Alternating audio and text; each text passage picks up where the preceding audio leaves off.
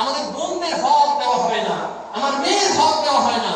আমাদের সমাজটা এতটা মানে জাহিলিয়াতের মধ্যে পৌঁছে গিয়েছে, একজনের যদি 3 বোন থাকে আর এই 3 বোনের মধ্যে এক বোন যদি বাবার সম্পত্তি পাওয়ার পরে সেই সম্পত্তি বিক্রি করে ফেলে, তাহলে ওই পরিবারে আর তার স্থান থাকে না। অথচ সে বিক্রি করতে কিন্তু তার কথা হক আল্লাহর পক্ষ থেকে যে মেরাজ এসেছে, সেই মেরাজ যে অংশ সে বিক্রি করেছে। ভাই হিসেবে আপনার প্রতি, তার প্রতি আপনার যে দায়িত্ব রয়েছে, সেই ফরজ দায়িত্ব আপনাকে পালন করতে হবে। আমরা এই যে মূল বিষয়গুলো আমরা পালন করতেছি না, আমরা আমাদের সমাজটা জীবন দ্বারা পরিপূর্ণ করে ফেলেছি, ঠিক না?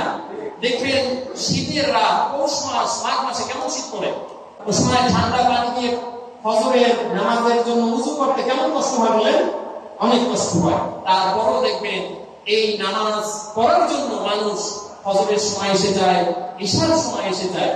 আসার পরে দেখবেন 2 জন চরমনায়, 3 জন সারসিনা, 3 জন আপনার রয়েছে মুসলিমিনের, 5 জন জামাত ইসলামী। এই ভাইরাই কিন্তু মিলে মসজিদে কি হয়?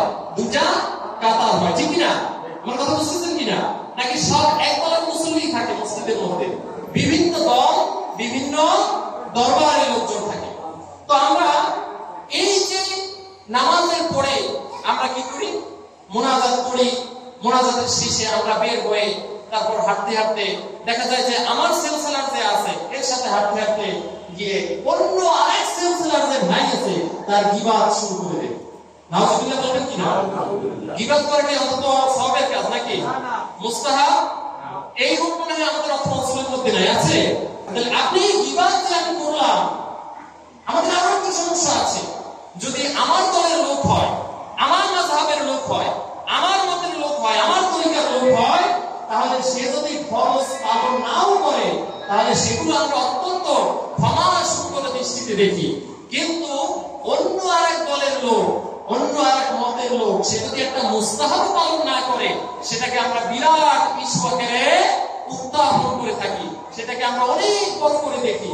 অথচ আমার দলের ভাই সে ফরজ আদায় করলো না, সে তার সন্তানের হক আদায় করলো না, ভাইয়ের হক আদায় করলো না, বোনের হক আদায় করলো না, এইগুলোর ব্যাপারে তার সাথে আমরা নসিহতমূলক ভাবেও তাকে কথা বলি না।